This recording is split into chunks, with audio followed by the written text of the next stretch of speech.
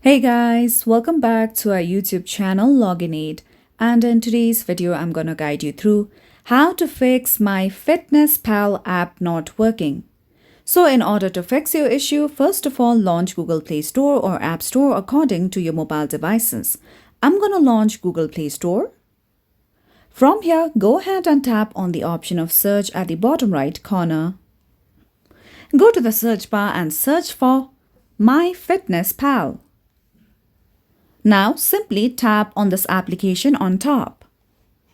Now over here, instead of the option of open, if you see the option of update, tap on it and make sure that the application is updated to its latest version. Once the app has been updated, the login errors and app issues will be fixed. Another step you could do in order to fix your issue is that open settings on your mobile devices. Once you come here, scroll down below and tap on apps. From here, you can directly search for MyFitnessPal application.